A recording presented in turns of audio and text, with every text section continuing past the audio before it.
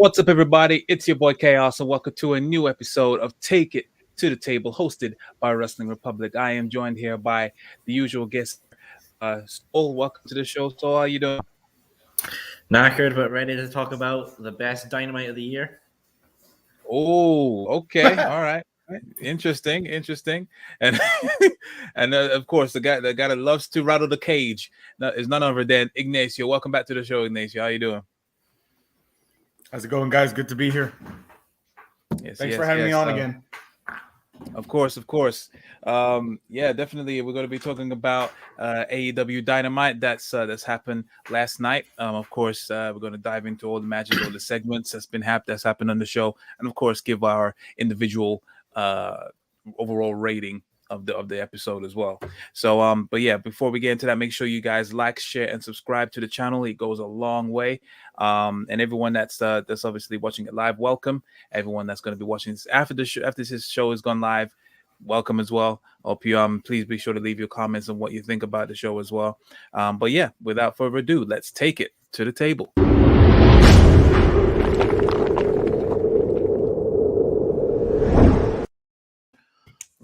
All right. So, AEW Dynamite. Okay, so obviously, as soon as Soul said that it's probably one of the best episodes of the year, of course, Ignacio had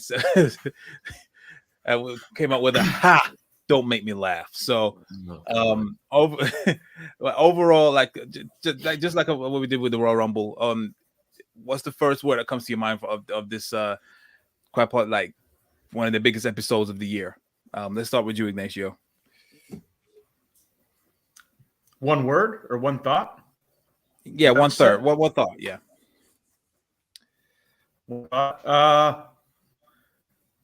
An underwhelming show that was saved by a above subpar main event. Okay. Fair enough. And what about your Soul? What's your thoughts? I thought it was impactful. Let's go with that. It was an impactful show. Okay. Fair enough. Yeah, me personally, I thought it was good. It had its moments. It had some questionable moments that they I must say that other things could have filled up that time, but yeah, I thought it was good. It was better than Raw. That's all I know. That's what matters to me the most, really. Anything's better than Raw. Yeah, it's true. That is true. But yeah, let's just dive into the event. So of course the event started, and the first match ended up being Jon Moxley versus John Moxley versus Wheeler Yuta? Wheeler Yuta. Yeah, Wheeler Yuta. And yeah, when this happened, I was just like, oh, did I get this mixed up? Is Brian Kendrick scheduled for Rampage? And I was just like, okay, let me research it. You know what I mean? I was just like, that just what a crazy 48 hours it has been for Brian Kendrick. Brian Kendrick just completed the speedrunning record for leaving WWE, going to AEW and leaving AEW all in the span of 48 hours. Speedrunning master, the Brian Kendrick. It's only he can do that kind of stuff. I mean, what's your thoughts on that stuff that's been unraveled? Yeah, I want to say, how crazy is that this whole controversy thing was like 2011, worked the whole Cruiserweight Classic fine, all NXT backstage stuff fine. As soon as he leaves WWE and goes to AEW, that's when all this somehow emerges to the front, and that's when everyone decides to act on it. They didn't act upon it back in the day. They just decide now. Maybe that's just with the way the changing culture's been or something like that. But it's just a bit like, we should have acted upon this before. Yeah, 100%. I mean, I guess back in 2011, it wasn't that bad. Obviously, right now, like, cancel culture is rife, and it was just absolutely messed up. Like, the same guy that interviewed him, he basically decided to repost that video on his Twitter just hours before, or just a day before he was meant to debut in AEW, which I think that he just did it out of spite, just to get some, get some clout. It was absolutely, it was really, really spiteful. Now, first of all, I'm not condoning what he said on there. It was he's pretty nuts. Like he's one of shit, it's the fucking craziest conspiracy theorists out there. But yeah, what the interview guy did was just as messed up. You know, like why did he come out of nowhere just to repost that same thing? As on his Twitter is kind of mad. What's your thoughts on the Ignacio about with Brian Kendrick? Well, look, I just heard he was taken off the show because of some illicit comments that he made 10, 11, 12 years ago, whatever it was. Can you fill me in just without going into great detail what the comments were, first of all? Yeah, so the comments that Kendrick made, what were they alluding to? Because I'm not aware. To my knowledge, they were alluding to the Holocaust, and basically it was not real or something like that. And 9/11 as well. Yeah, 9/11.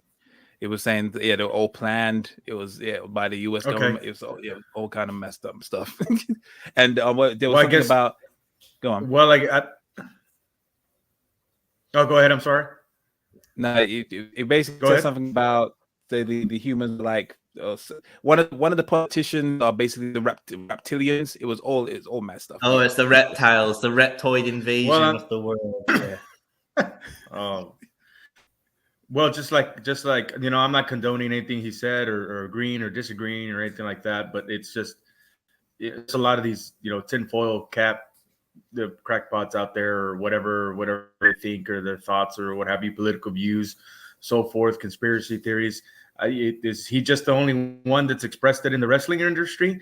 Jesse Ventura is expressing crazy thoughts and conspiracy theories. He had a whole show. He had a whole show dedicated to it, and they shut him down. So there you go. But I mean, what have you? I mean, he might not even be the same person or have the same thoughts or what have you that he did 10, 11, 12 years ago. So, like I said, I'm not disagreeing. I'm not condoning what he says or what have you, but obviously Tony Khan had some apprehensions about having him on the show for backlash. It's his business. He has to protect his business. He has to protect the integrity of his business. He has a show on TNT every week. TNT probably found out also about the accusations or the comments or what have you, and they probably even advised Tony Khan to take action. So he has to do at the end. Everybody has to do the best for their business and best for their fans and their fan base. So there you go. That's it. Yeah, I think we should also just say that Kendrick has posted on Twitter saying that the representation that he did back then doesn't represent the man he is now. He does acknowledge that they were. Yeah. It's I don't know. It's when I hear that kind of stuff from celebrities, it sounds so copy and paste. Oh God, it sounds like I've been caught with my hand in the cookie jar. Time to post the. It's like that stereotypical YouTube apology where they start with the. Okay, guys, right? Yes, 100%. I mean, if maybe he's speaking the truth, but it just felt like I've heard this before, and he said something, but he spoke out of turn just to create controversy, and he doesn't know why he did it. I'm just like, no, you knew why you did it, man. Like you. At the end of the day, the only one who can make things better for Kendrick is Kendrick. Yeah, basically. But yeah, Tony Khan hasn't really said that he's condemned him from showing up at AEW. I think they're probably waiting until this dies down, and he may show up, he may not, but yeah, we won't be expecting Brian Kendrick anytime soon. But yeah, regarding the match that he had against Yuta, it was cool. It wasn't a total squash match, as what Yuta usually gets booked against, more popular guys. But yeah, he got some offense in. It makes me wonder that's pretty much a similar format that they probably was going to go with Kendrick. But yeah, Moxley looked good. Still look good, great as ever. And yeah, it was a decent opener. What's your thoughts on the match?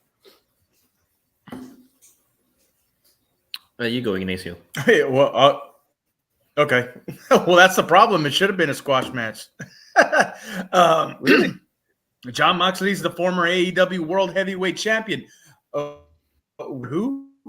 I know who Wheeler Yuta is, and I know he can go. I know he's a great worker. I know he's a great technician because the best thing that ROH had, Ring of Honor had going during the whole pandemic, the best thing in the wrestling business going on during the pandemic was ROH's Pure Wrestling Tournament, Pure Wrestling Title Tournament. If you have a chance to go watch it, for those of you who are watching or going to listen to this, go to the Fight app, look up the Pure ROH Ring of Honor Tournament. Played we can do as far as his technical skills, but he goes to AEW and they put him with the mascots, Orange Cassidy and fucking Danhausen. Don't you dare! Yeah. I like Danhausen. I like. As weird and creepy as it is, I like Danhausen. I just think his character, his promo skills, he's good, right, on the mic, and he obviously pretty comfortable with this character. But fucking Jesus Christ, he comes out looking like the Count on AEW with the mascot Orange Cassidy and all the dumb fucks that come out in the Best Friends or whatever. He's got great ring skills, but he just hasn't had the opportunity, the real opportunity, what he could do and what he can do in AEW. Moxley has been in the business for 20 years. He's the former world champion all over the top promotions. He was the top guy in AEW for almost a year. This should have been a 2-minute match tops. And then if you go back and look at the match, fucking John Moxley can't even pretend to sell for this guy. I mean, he's just sidestepping him. He just can't even pretend to sell for this guy. He's like, what the fuck? So this was a trash match. It went on too long. Should have been 2 minutes. What I was excited after the match, but I'll let you go and give your opinions, and then we'll talk about that.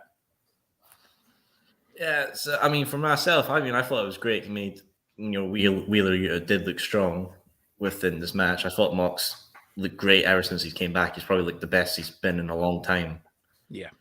I love Danhausen fucking pointing at John Moxley, just screaming at him, like trying to curse him, and then Yuta comes flying out like a meteor and just takes him out. And it's like, this is the shit I sign up for and stay up at 1 a.m. in the morning to watch. I agree. I mean, it was a decent opener. Like, I got a feeling that they pretty much ran through the spots that Brian Kendrick was going to go through with. I don't think he was going to squash Brian Kendrick either. So they just gave him that same slot time and then just filled it up with that kind of stuff. I understand where you're coming from, saying like, yeah, he's the former AEW champion, and this is Wheeler Yuta, who hasn't really had any reason to be giving so much offense against a former world champion. I understand that. But yeah, it was I guess it's another way to try and build up someone that can is not a jobber. I don't class Wheeler Yuta as a jobber. I do agree the fact that there's quite a few people that's been misplaced in certain teams. Like Wheeler Yuta is one. Daniel Garcia with 2.0 is another. There is some random people that's mixed with certain people that shouldn't be. But yeah, who knows that, as we obviously going to go into the following the segment that happened after. Well, by the way, John Moxley won that match, of course. And then Bryan Danielson shows up, and then he obviously starts teasing, obviously saying who wants to see us fight. And then obviously everyone was saying yes. Where he said, like, I think it's better that we basically, instead of fighting against each other, why don't we fight together, kind of thing. And he gave this whole spiel saying, there's a lot of people that's been misused, that we could bring a lot of people under our wing, like Daniel Garcia, Lee Moriarty, all these other people, so basically kind of build almost like their version of the 2-man power trip. I think that's what it looked like, that's what it felt like to me. And then Joe Moxley was and ahhing, I was totally expecting to hit him with the paradigm shift at some point. But yeah, they left it quite open. Brian said, I leave it in your place. Get back at me when you can regarding this. But yeah, it was a very, very interesting perspective. I was expecting them to start brawling, but now there's a chance that they might even team up together and Moxley might turn heel. I mean, what's your thoughts on that segment at the end? Let's go with you, Ignacio.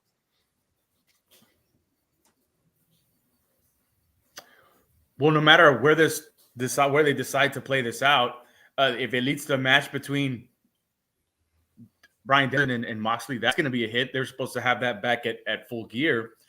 So if it leads to a match, great. If it doesn't, I'm kind of excited about what they proposed here about Bryan Danielson and Moxley forming some sort of union. And the hint of their Daniel's promo there was kind of a little bit as far as like, hey, we know what we're doing here. Came from the other place. We came from the big time. We know what to be superstars because we are superstars. And then he went into, imagine if we had a Wheeler Yuta under our wings, or a Daniel Garcia, or Jungle Boy. I'm throwing Jungle Boy in there. I don't know if he mentioned him or not. But what if we took these guys under our wing? And he mentioned there's no reason for a dinosaur to be a champion. The words Luchasaurus is a good wrestler. Those words, that sentence has never been uttered by anybody. It's a fucking embarrassment. There's no reason for a vlogger, TNT champion. I love Sammy Guevara. At least I used to. I like the guy. I've met him several times. The last time I met him, it seemed like he's, head got filled with air, and Jericho got to him a little bit too much, right? But he does the flippy shit, just like Daniel Bryan said. He does the flippy shit. We got a wannabe cowboy as the world champion. All these things are said. All these things are true. It's art imitating life, imitating art imitating life. However it goes, I want to say it.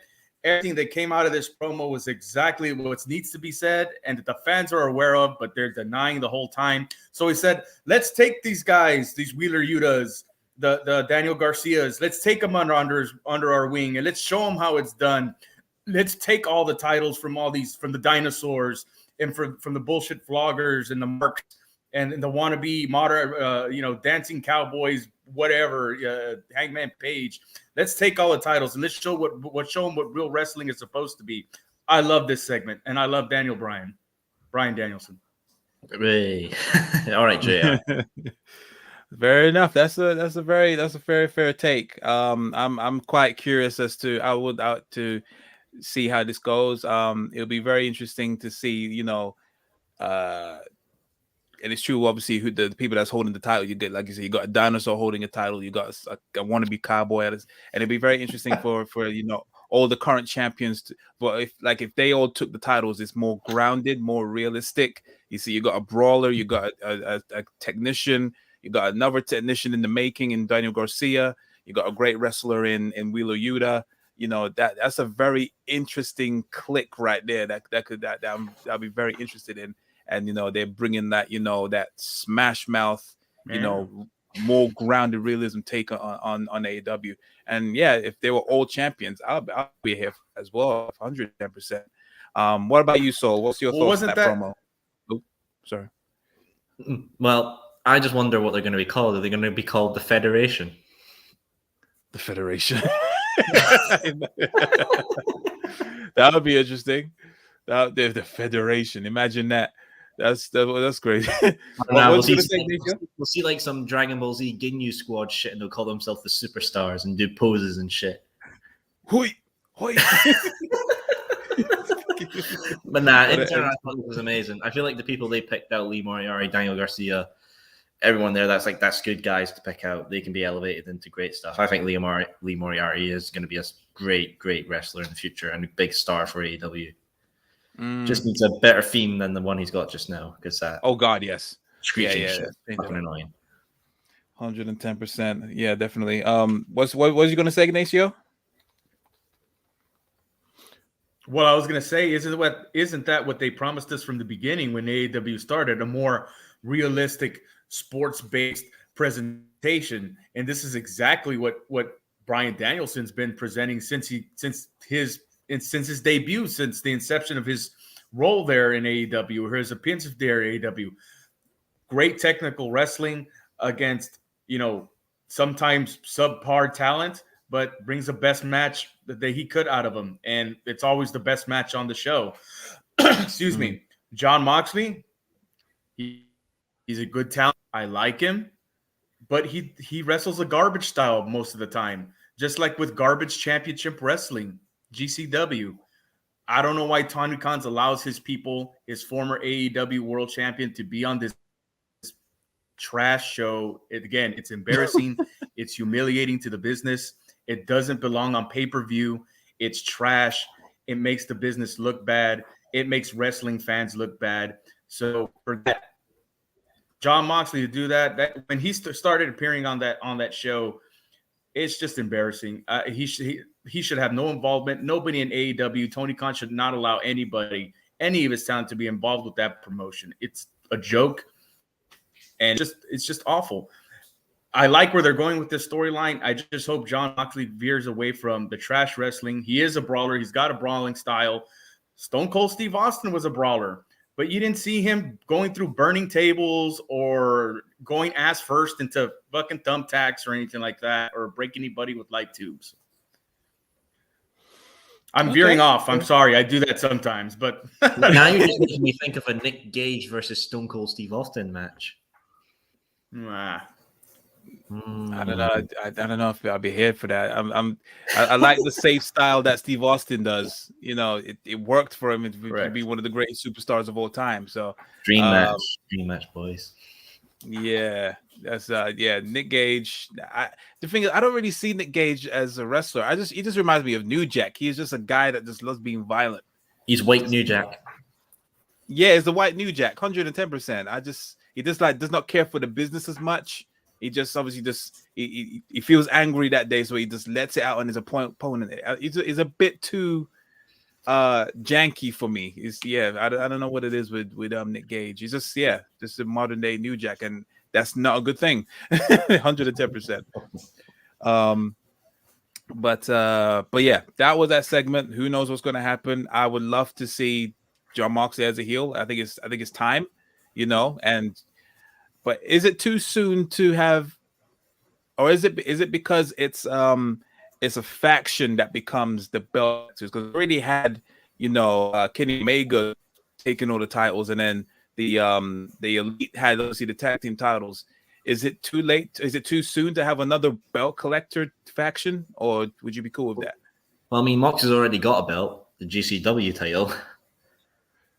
Fair enough.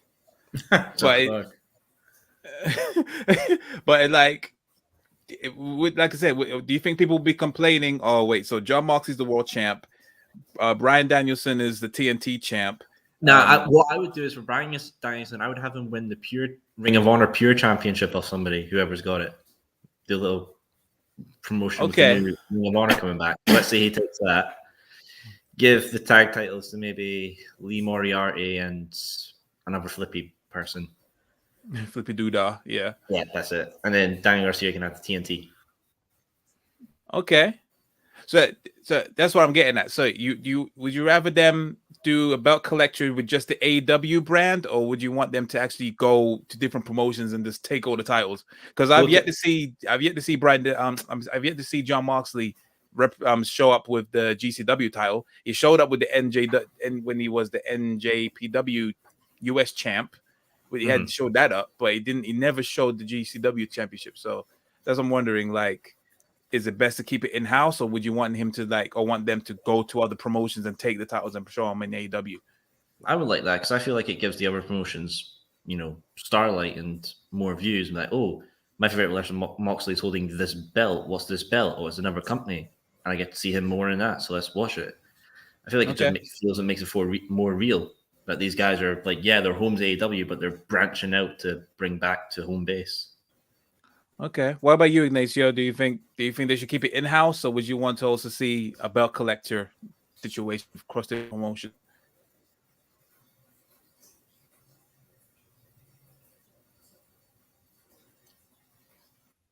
Oh, is it still there? Yeah, I'm here. What was that? Yeah. No, I was asking you, like, what would you want to see? Would you want to see if they did the faction? Belt collector scenario in-house? Yeah. Well, first of all, so I've seen and read a lot of stuff about as far as the fans and as far as the AEW, they don't like to see a lot of factions. For me, factions are good. They're okay as long as it's all about the way they're presented, right? So you can see factions as camps, kind of like in UFC, right? You got American Top Team, right? You got the Brazilians or the what have you faction. I forgot what they were called, but so they're different camps within UFC. You know, a camp or a faction of fighters that train and work together and so forth. So you can have the same thing in wrestling. It's just the way you present it. Now, should they all be champions or should they all have titles?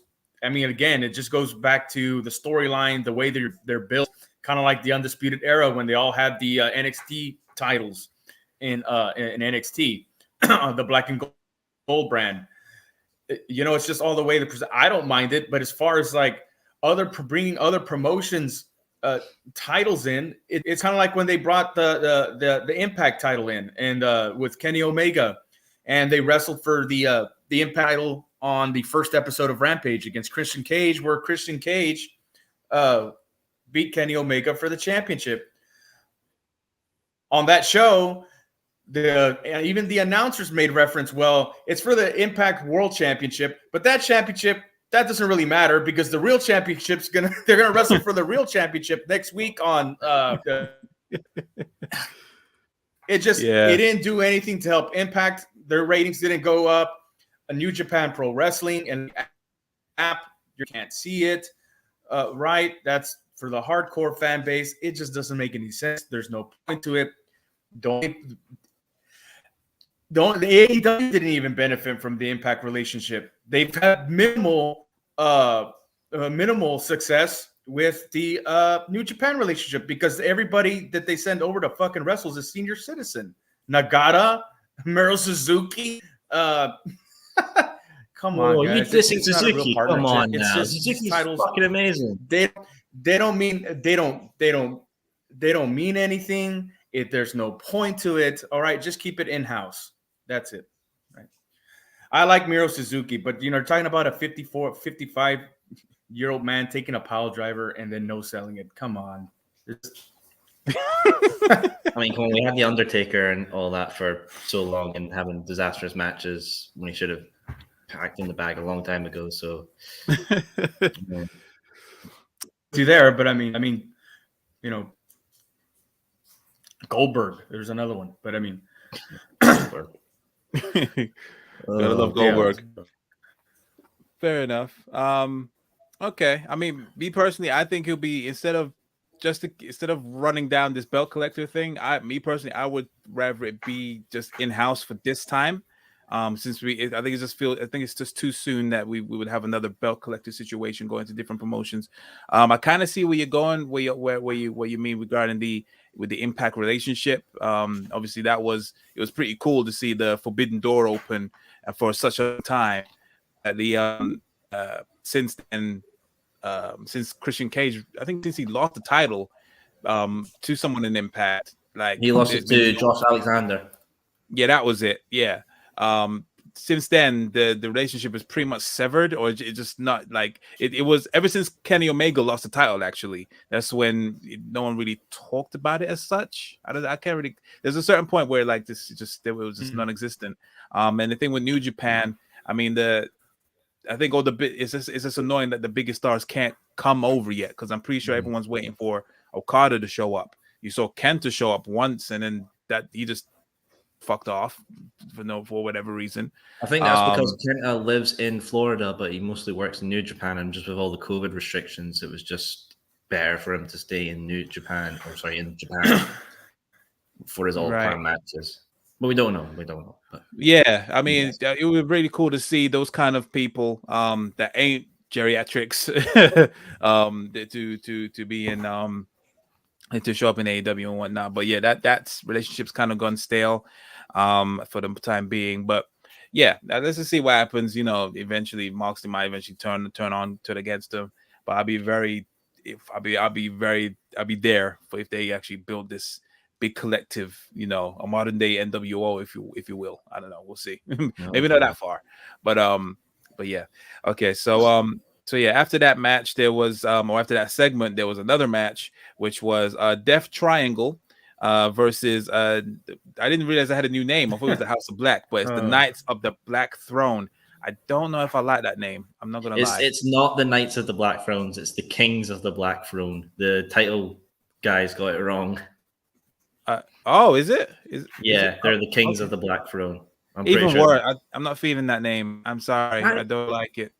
I like the House of Black. It's just this King of the Black Throne. It's I like the gimmick. I'm loving Brody King and Malachi Black 110%. But yeah, they need to work on that name. Go back to the House of Black, in my opinion, anyway. Then obviously, Death Triangle came out with Park, who's basically what's that guy that's in Mortal Kombat and he's blindfolded? Kung Lao. Not Kung Lao. No, is it Kung Lao? Is it Kung Lao? Who's the guy with this Kung Lao? You might be right, actually. Yeah, you're right. Yes, Kung Lao. Hey, I know my Mortal Kombat. Fuck Street Fighter. Mortal Kombat all the way. No, actually, I take it back. It's not Kung Lao. He's the one with the cylinder sword, the cylinder hat. There's another guy, and he's got Kenshi, is it? Kenshi, that's the one. Yeah. Yeah, I passed my Mortal Kombat test. Yeah. So he came doing that gimmick. This match was, I think it was passable. It was nothing major that happened. The outcome was exactly what I thought was going to happen. But yeah, it was nothing to write home about. What was your thoughts on that match, Ignacio? Well, apparently these Brody and Malachi Black have they were a tag team in the past. Am I correct?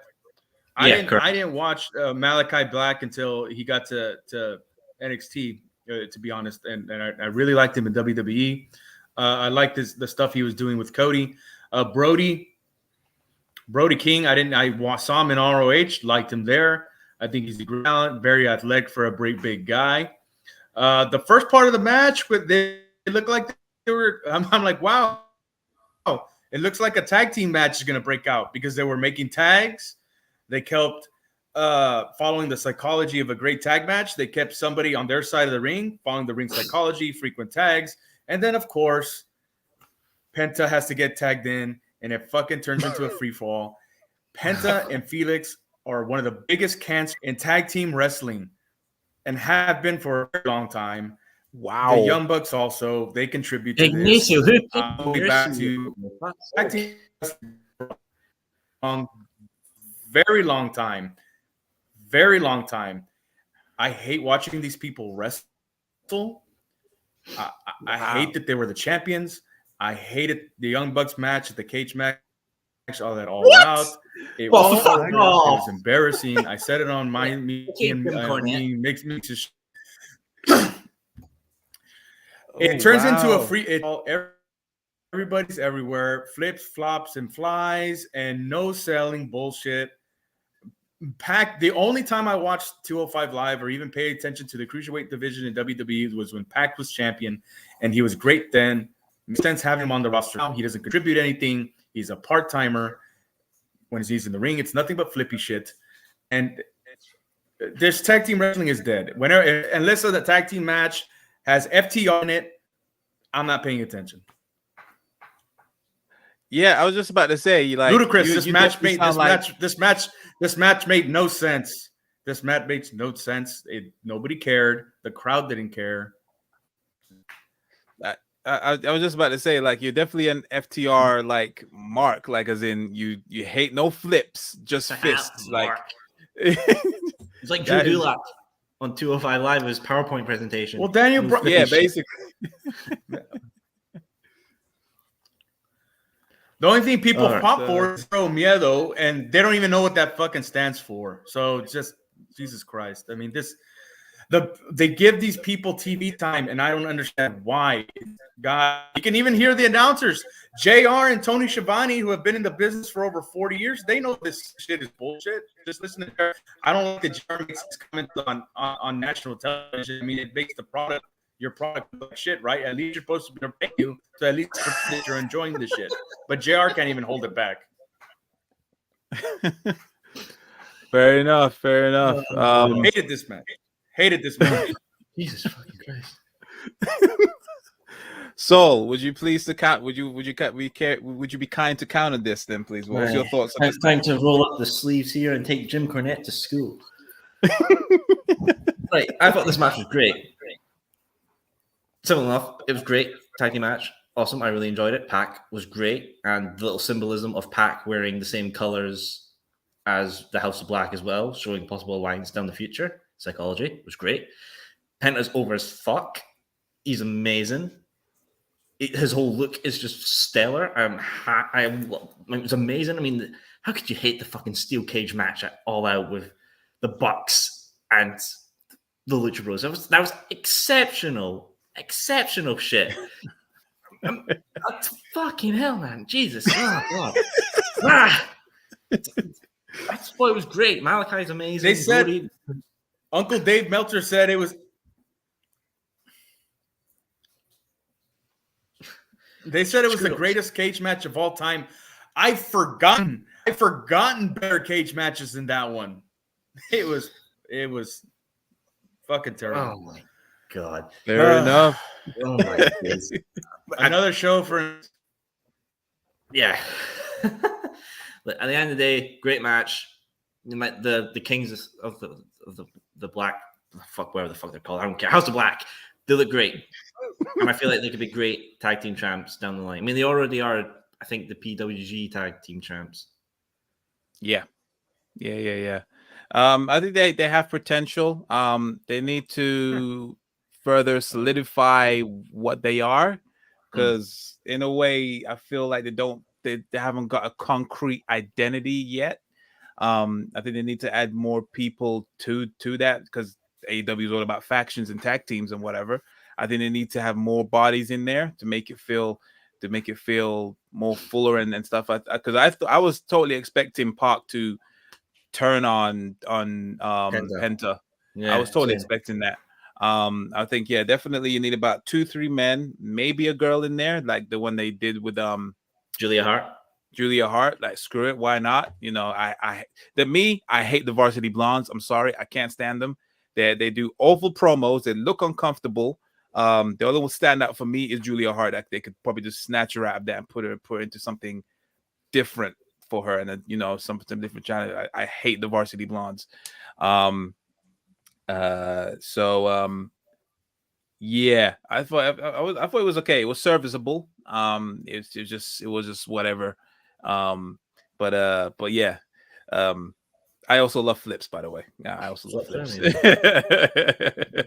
And fists as well. So what was next? So yeah. After that match, obviously Black and King won that match. And then afterwards, there was a very interesting promo that happened between Dan Lambert and Brett Rhodes. Do we have to talk about this? Yeah, we kind of have to, because this was, it was interesting, yet rough and unneeded. It was really, and it was so weird. Like, people, they were booing Brandy for some weird reason, and then all of a sudden she just went on with it and started saying that they were in Cleveland or instead of Chicago and all this stuff. And then Dan openly said that he's an old racist or aging sexist or whatever it was. And then the barbs they were throwing at each other was fucking, it was cool. When she came back saying we only signed Ethan Page because we wanted to get Josh Alexander, which didn't really work out. I don't recall him even if has he ever showed up for AEW? No. Okay, so that was kind of weird. But yeah, the barbs they were throwing at each other was cool. And Dan Lambert is on the ball. He's so good at hitting. He's good. He's really good on the mic. Very, very good.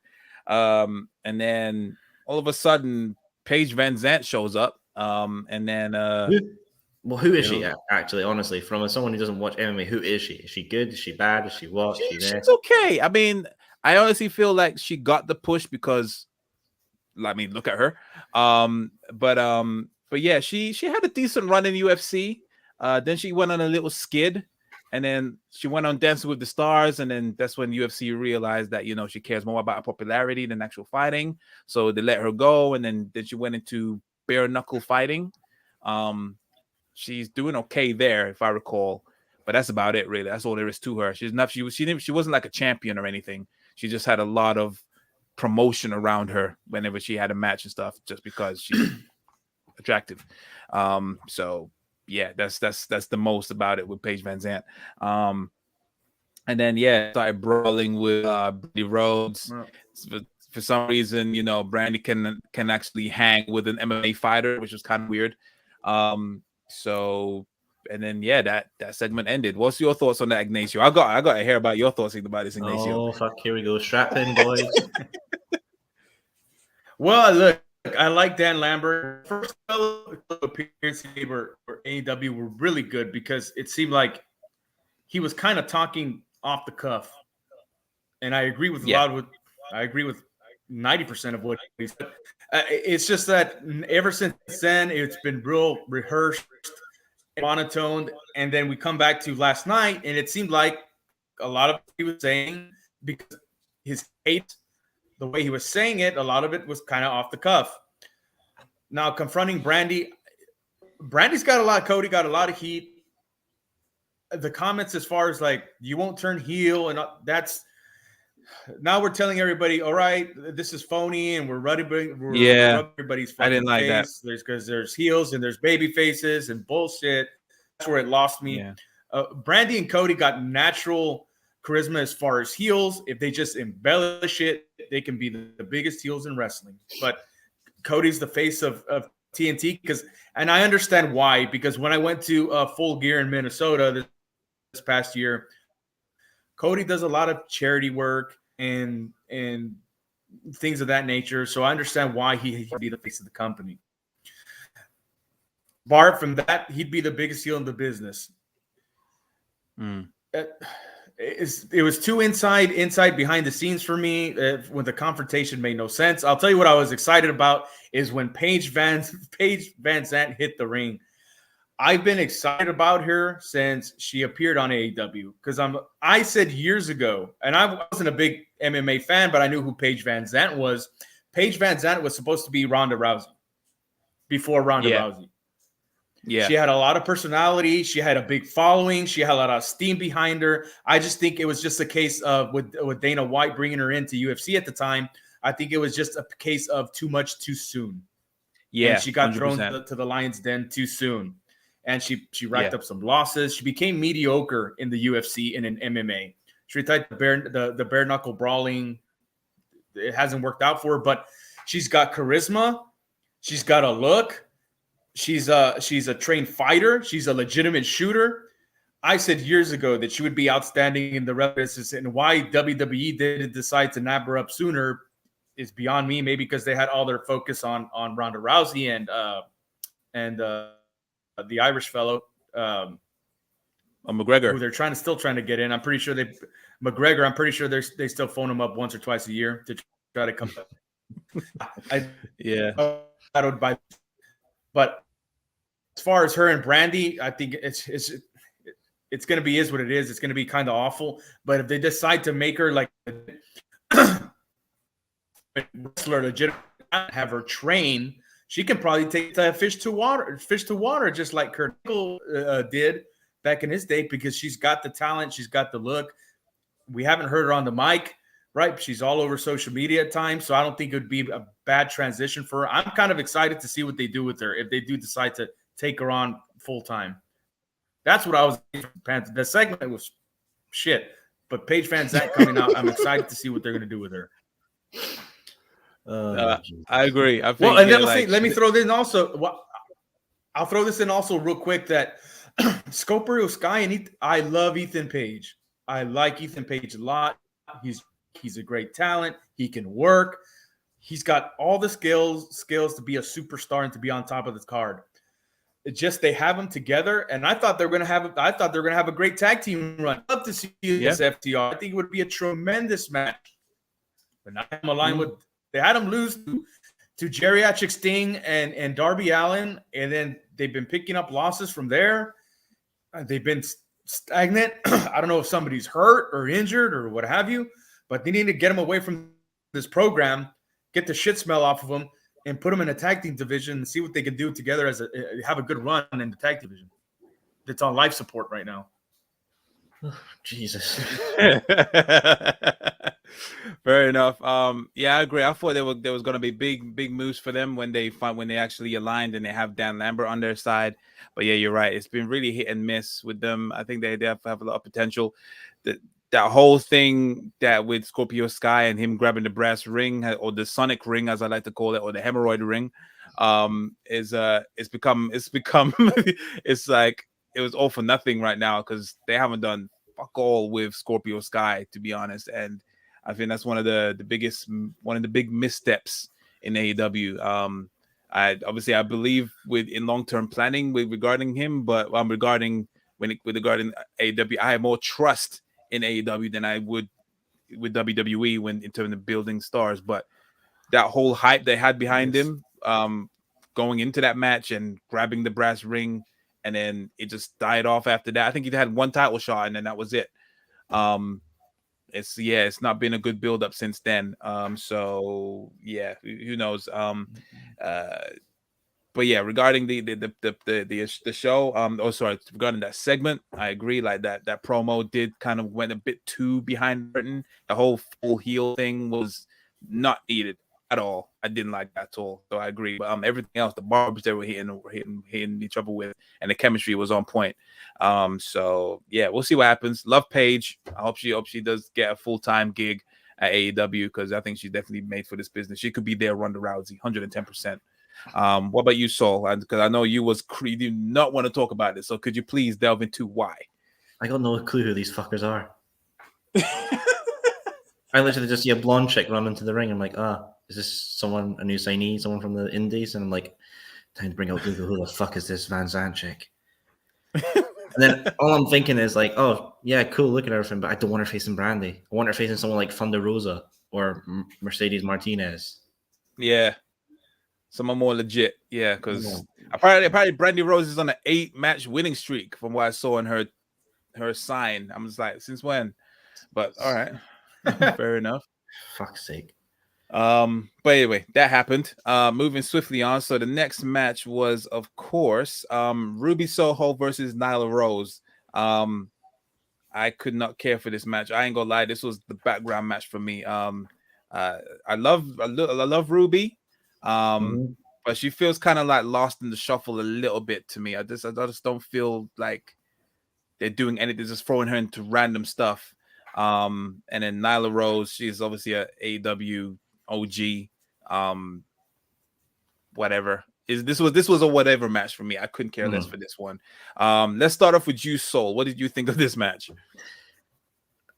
I mean, I like both ladies. Both ladies are absolutely great. You know, Nyla Rose is that big beast heel that you need to just beat down the women's division. A proper good Nia Jax, shall we say. And Ruby Soho, amazing, good underdog sort of thing. There was that nasty botch, though, where she tried to go for that kick in the corner and didn't reach it. You think that was a botch? Oh, because that kind of worked out great. I mean, Nyla Rose did a swanton bomb. It worked out great. I honestly thought it was a botch, though. I feel like it was a botch. It's actually, I could have went either way. Like maybe because it's like she looked like she was trying to hit it, and then Rose kind of like went back. It looked rough, but I think just the way it planned out just looked sweet. So that's why I guess we'll know it was a botch if it appears on Botchamania. So that's the definitive. Yeah. True say. Yeah, I mean, I like seeing both of these women wrestle. I think they're great. I mean, was the match a must watch? Great thing to watch. Keep your eyes on. No, maybe like a background match sort of thing. Yeah. It's just however, it just feels like with AEW that they've always got to have that one complimentary women's match on every show. Yeah. Don't get me wrong, I feel like they've had some great women's matches, you know, Britt Baker, Thunder Rosa Lights Out match, the New Year's tag team match, Street Fight. When they do it right, they're good. But, you know, just don't chuck on a women's match if you feel like the women's match isn't going to draw people in and not make people nod off. Like, if I had to replace what the match was, I would have done maybe Kiera Hogan versus Sky Blue. Okay, fair enough. Okay. Sorry, I wouldn't have lost a train of thought there. Yeah, so fair enough. Ignacio, what was your thoughts on this match? Do you have anything to say about this? Yeah, I lost my train of thought too when I saw this match. I was about to say Nyla Rose, the Nia Jax of AEW. Don't care for her much. Waste of time. Waste of money. Ruby Soho's, to put it mildly, her run in AEW has been below standard, below subpar. I don't think she's the talent or the star that they banked on or that they hoped she would be. She's got great potential. She can work, but she's just not. I don't necessarily know if it's her booking necessarily, but she just isn't the star. I think they just bought it with her. They just bought a good worker that can work with talent, and that's it. I think TV time with Thunder Rosa or Serena Deeb or Ty Conte somehow in some way, because those are your future stars. I like Ty Conte. She's a leader also. Thunder Rosa, even though they've booked Thunder Rosa in some of the most ridiculous, fake, phony fucking segments I've ever seen on wrestling TV, I love Thunder Rosa also. At one point, I thought Thunder Rosa is probably the best overall wrestler in the world. She's got a lot of talent. She's great. I love her. I wish they would have her on TV more instead of being the queen of AEW Dark. They need to have her on TV more. And if any title off of Britt Baker, it should be. But going back to Soho and Rose, it was a much ado about nothing match. Like I said, Ruby Soho came out, and I guess, I don't know, you guys probably know more about it than I do. Make some comments on how she's a little bit unsteady as far as her booking in AEW. She's a little bit unhappy. Maybe that's why they squashed her in this match. Hey, here you go. There you go. But I just think with her, they just feel like they probably bought a bill of goods, or they just bought her to work with talent, right? To get better. How much they expect. But as far as the match is concerned, it's just much nothing. I think this valuable TV time, the match went too long. First of all, I just think this time could have been better used building up more of their stars, like Tante, Thunder Rosa, Serena Deeb, Jade Cargill have a match in there or what have you. I agree. Yeah, it was a whatever match. It's didn't really do anything for anybody. I don't even know if they even have a feud with each other. But if they do, whatever. So yeah, swiftly moving on. And let me say just one thing is that, and a lot of people give the AEW women's division a lot of flack. You got to understand that WWE had tried to make a successful women's division for 30 years before the quote-unquote women's revolution. It took WWE 30 years for their women's division to become legitimate. AEW's light years ahead of where just give it time. They need to build their talent. They'll get there. But you see, Ignacio, people aren't patient this day and age. No, not at all. Not at all. I mean, hey, at least we're not seeing bra and panty matches and mud wrestling on AEW's women's division, so that's a plus. Yet. No, that's what I'm saying. Yeah. No, I'm joking. But yeah, I say give it time. I understand definitely has a lot of teething problems. I mean, it was even worse when AEW first started. But it's getting gradually better. The first obviously standout was obviously when it was Britt Baker against Tony Giovanni. Oh, Thunder Rosa. Yeah, there's some. It needs to stabilize. Get slightly bigger stars. Get people like Jordan Grace. Deanna Purrazzo. Deanna Purrazzo. You get some more solidified people in. Then that's when you can really stabilize and get some people get some good matches out.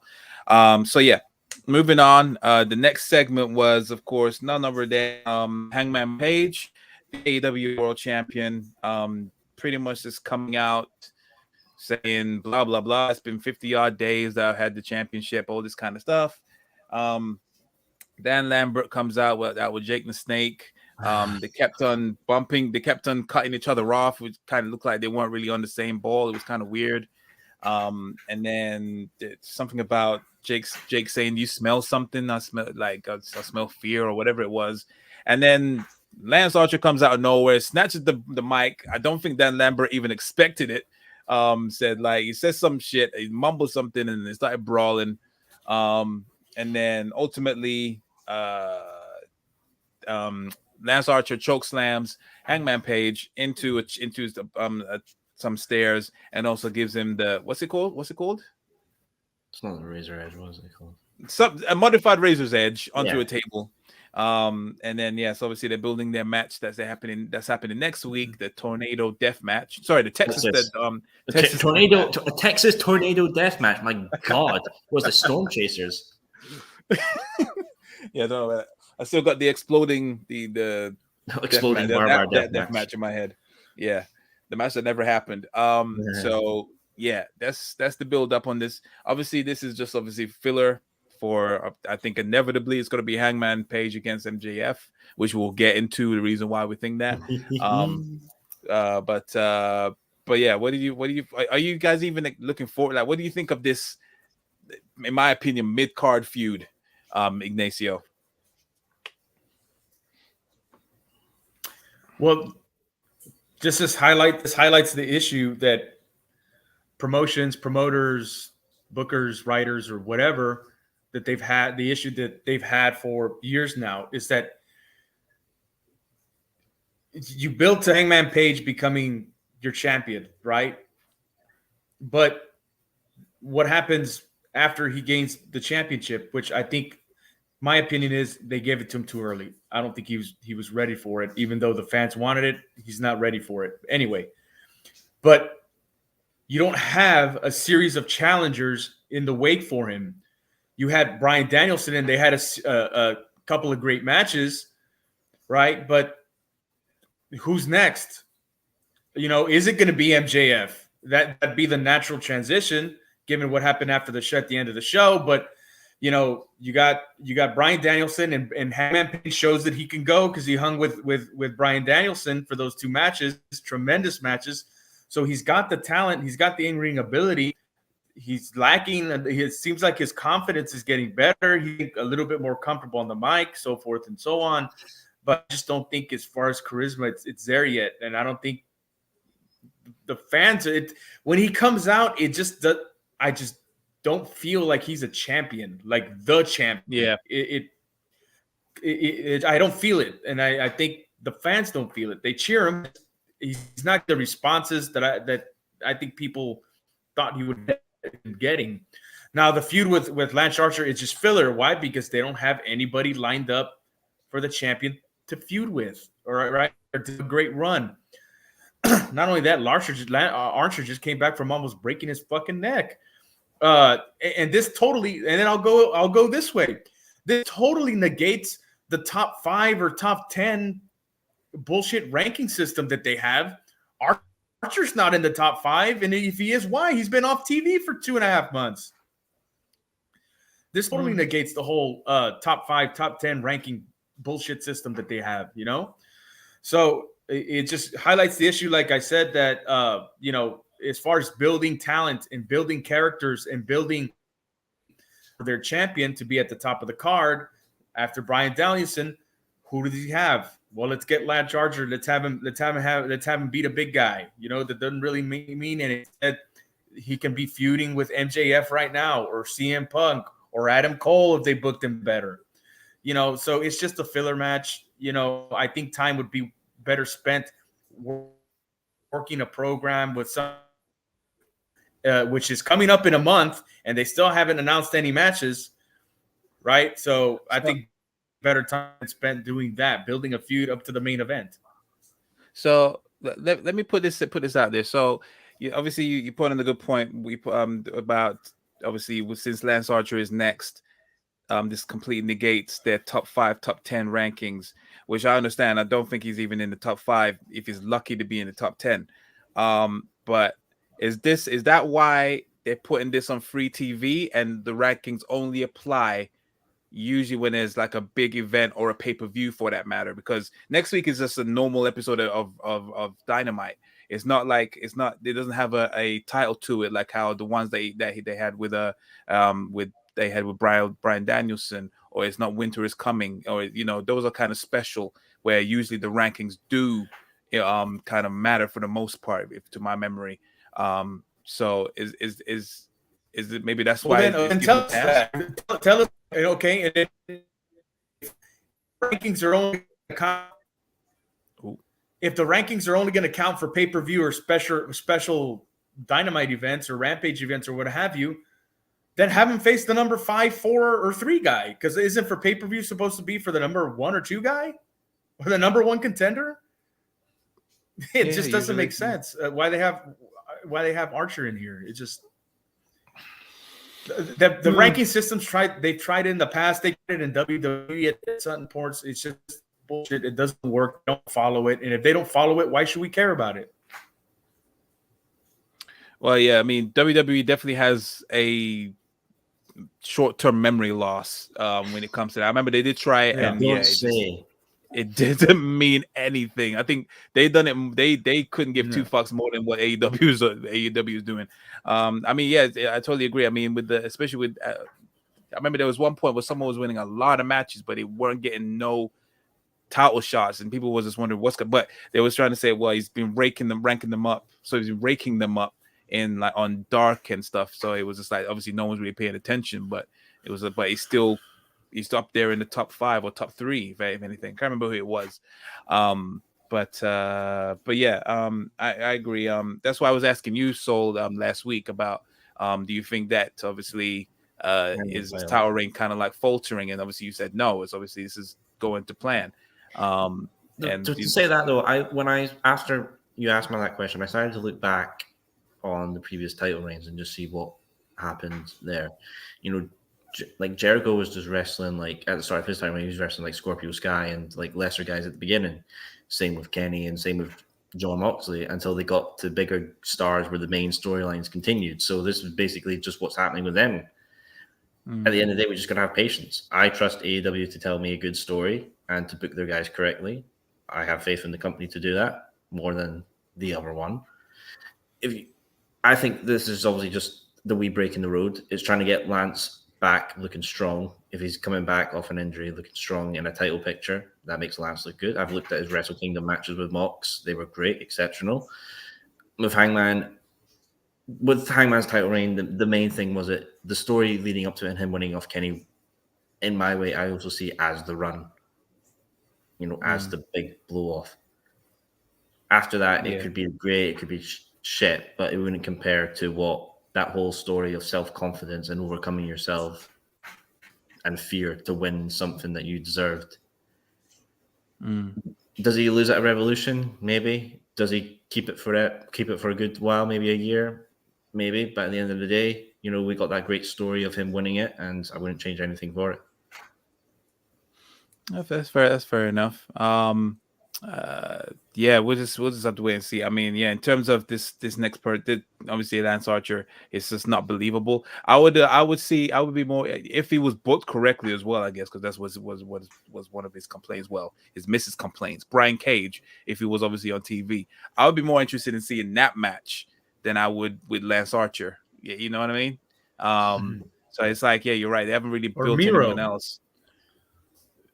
Oh, even Miro. Yeah, what is Miro? It's still lost in is it not polygamy? Where was Purgatory? Purgatory. Yeah, it's still lost in Purgatory. I think he's injured. Oh, right. Okay. Because in that all-out match, his leg was taped up pretty good. Fair enough. That would be a very good challenge. That's what I'm saying. Brian Cage, Miro, but if Miro's injured, then I understand.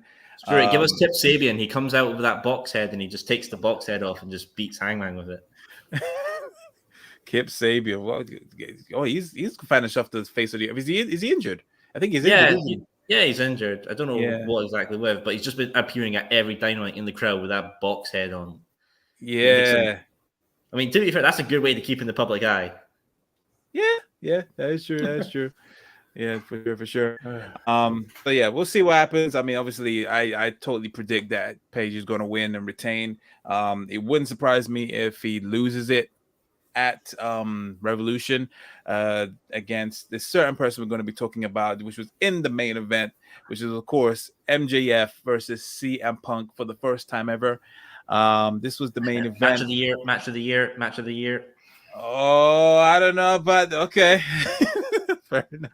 Okay. I'm gonna leave my reservations for last because I'm very curious about the host goes last. The host goes last. Yeah, so the host goes last. What's your thought? What if you legitimately think about it? I think that's what it was. Then why was that match your match of the year? So okay, look at the build up to this. This is something that since MJF has came into AEW, people have been dream matching him and Punk. Two great guys in the mic, just like they counter off each other so well. You could look at like a young MJF evolving into CM Punk from the 2013 era. Then Punk came back, and everyone was thinking like, oh, when Punk comes back, it's actually going to be MJF who comes out to his music or something like that. Everyone was associating with MJF. Punk came back, and then people were just like, when are we going to get this MJF stuff? When are we going to get MJF stuff? And then it came out, started so well with just MJF speaking. Punk comes out and doesn't even acknowledge him. MJF just sticks his hand out, trying to say, hey, this is me. Punk just walks away, leaving the man dead in the water. And then we get this whole good stuff with them on the promos. Promos were exceptional. Best shit in a long time. Then, obviously, the Punk does like the Pinnacle, rising up the ranks, had that cool match with Sting and Darby against FTR and MJF. More storytelling building on that. Then you have the Wardlow stuff. That helps build Wardlow. The Sean Spears stuff was just funny. I mean, it lost in 10 seconds. Ty Dillinger 10. Reference. And then this match, just the callbacks and the chemistry in it. Punk wearing his old Over the Edge. Was it not Over the Edge? Sorry. One of the old pay-per-views with Rey Mysterio, like that was his gear he's wearing in that match. Oh. Punk doing the Pepsi twist and the Pepsi plunge, making its fucking return after 17 years on the hiatus list. On the ban list. Yeah. It was on the ban list, and now it's been taken off, and he's just rocking it. Nice. Yeah. And then, like the false finish. I know people have been hating on the false finish. Even the boss, Mr. Allison, has hated on the false finish.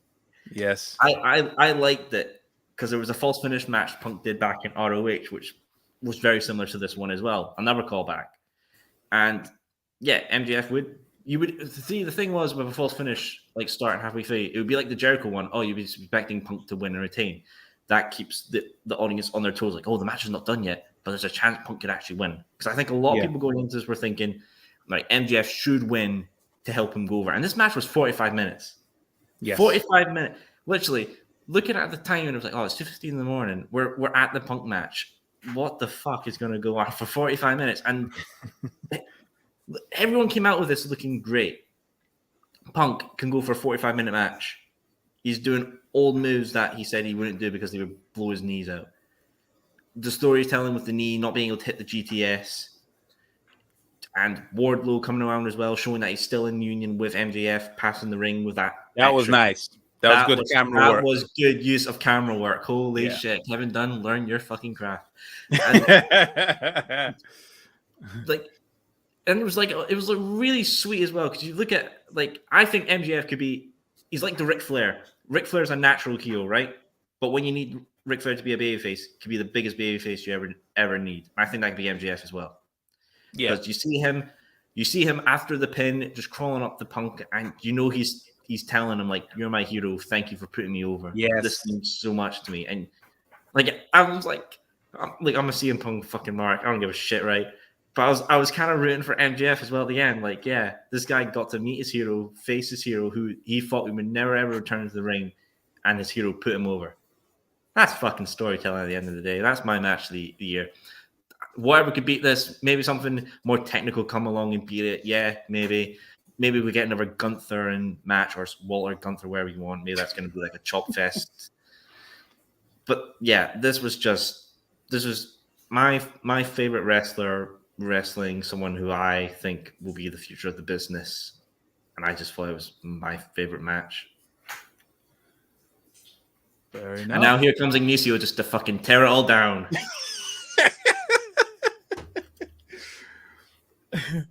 What's your thoughts on it, Ignacio?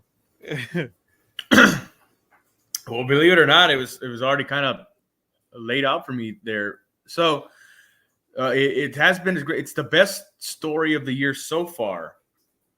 Build up, I should say, so far. Right? They Both are great natural promos. They don't have to have anything rehearsed or written for them. It just flows naturally, right? The promos have been good. The face-offs have been good. The matches have been good. Couple of things I didn't like about the match. And this is with any match, but especially this one. There's like 1,000 things that MJF can do to pull off the chicken shit heel persona or act. But I really fucking hate when guys run into the crowd and then the fucker goes chasing after him. I really hate that spot because the referee goes fucking after him. Why is the referee going fucking after them? You're supposed to stay in the fucking ring and count them out. God damn it.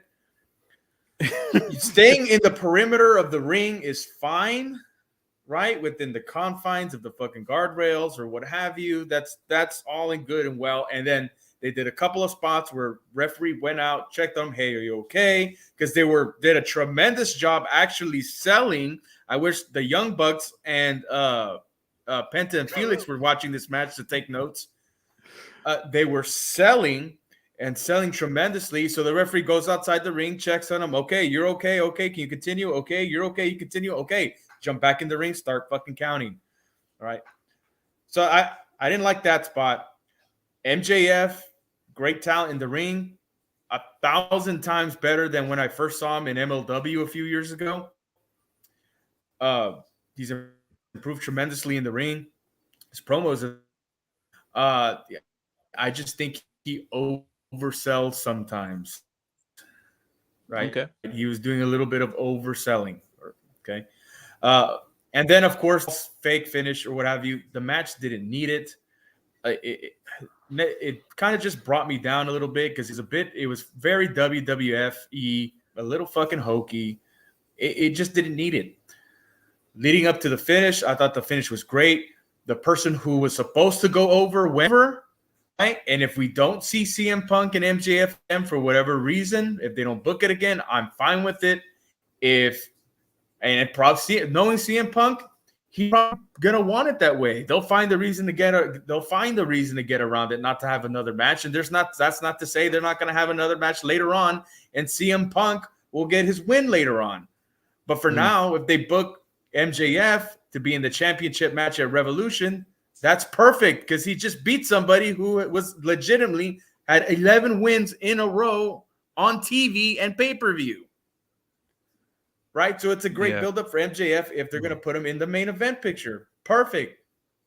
It's not like with Jericho, where Jericho had to have a win back just for his own self-serving fucking purposes and brought down MJF for a year. This revived MJF.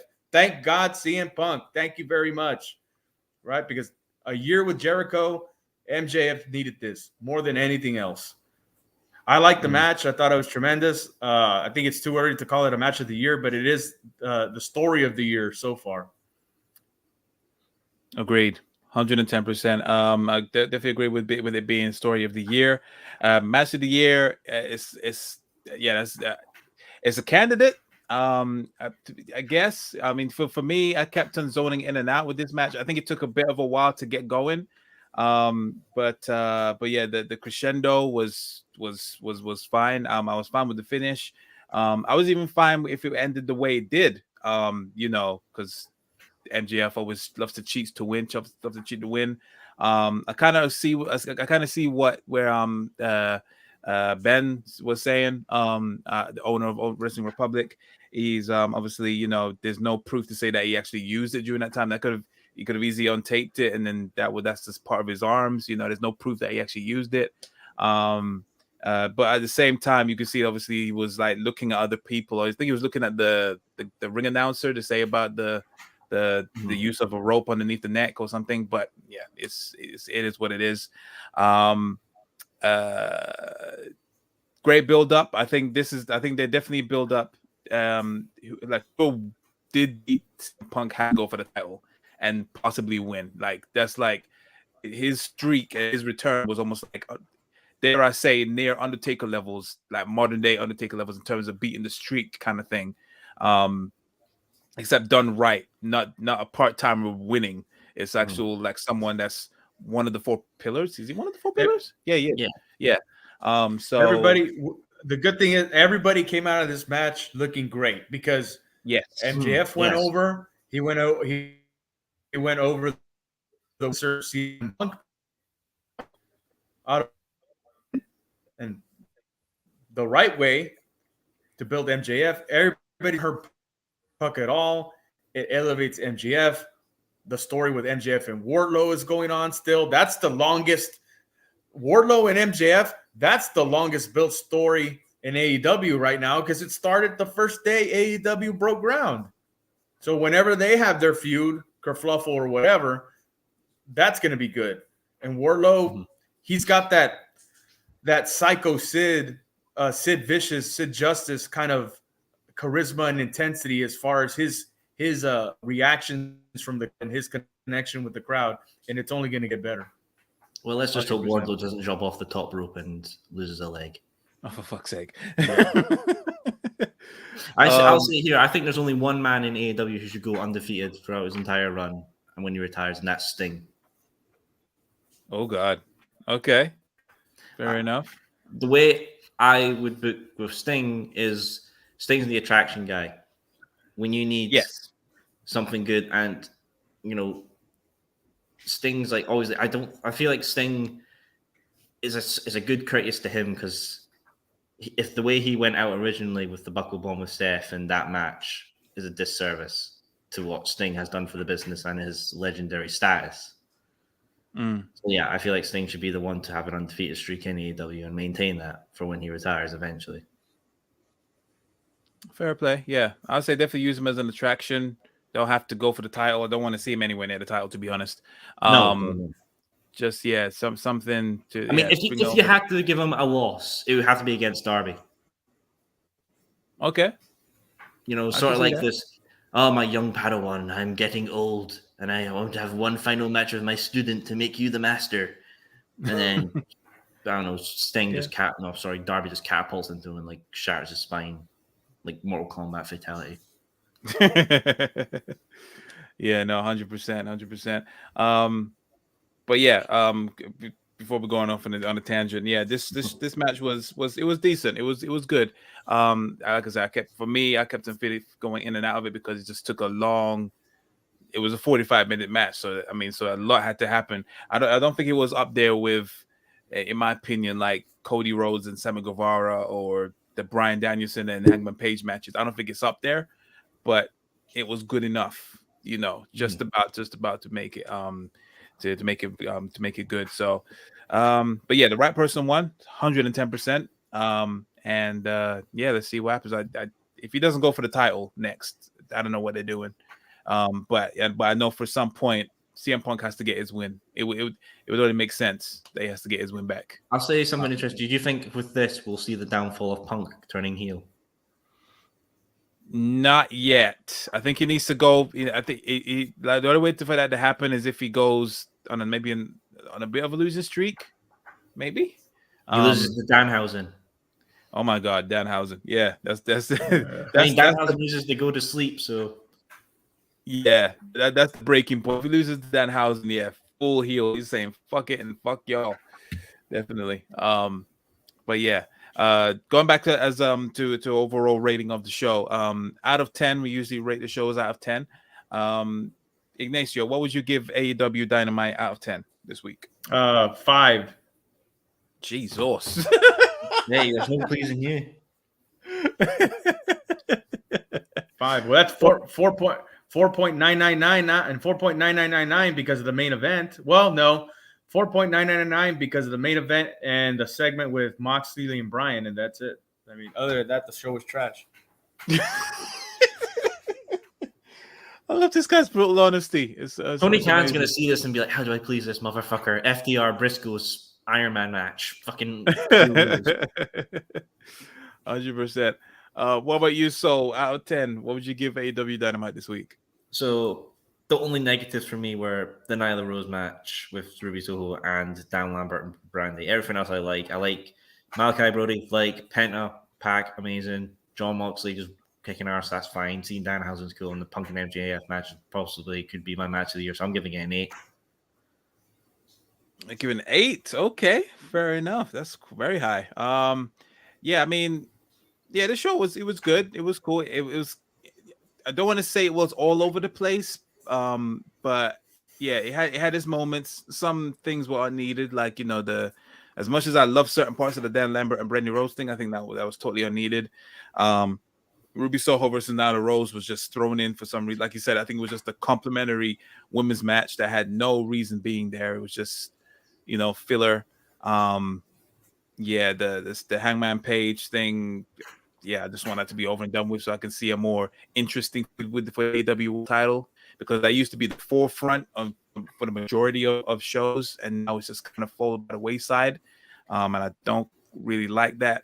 And then obviously I think the savior of the show was obviously the main event. So yeah, I'll give the show I'll give it a 6.5.